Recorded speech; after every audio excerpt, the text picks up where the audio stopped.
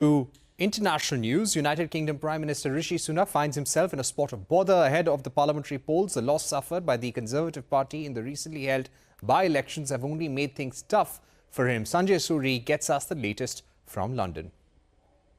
The rumblings against Rishi Sunak have begun. They're a bit low-key at the moment, but these things always do start low-key. Two members of parliament from the Conservative Party have come out openly demanding replacement of Rishi Sunak, and their argument is that the Conservative Party is not going anywhere with him as leader and that it will lose the general election due later this year. That demand has been underlined after the two by-election losses just a few days back, where the Conservatives lost both the seats that they'd held with a very strong majority. Those losses come following several other losses in by-elections. The Tories have lost just about every by-election, and very heavily in areas where they were strong, and they've lost to Labour or to other candidates in all cases except one where a freak local issue enabled them to scrape through. This demand now for replacement of Rishi Sunak is growing louder, even though not publicly yet within the Conservative Party.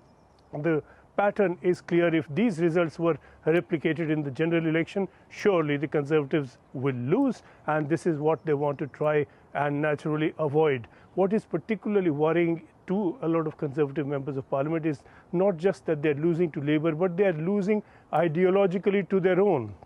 The Reform Party, led by the maverick right-wing politician Nigel Farage, won 10% of the vote in the recent by-election, and he is representing, and his party is representing, the kind of constituency that is supposed to be the backbone of the Conservative Party, the true blue right-wing voters, and they are deserting the Conservative Party, and there is a call now for something to be done urgently.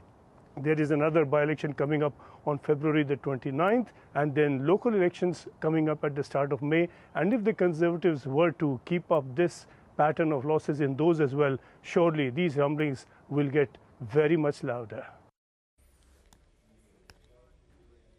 With that, it's a wrap on this edition of Newscentre. More news and updates continue right here.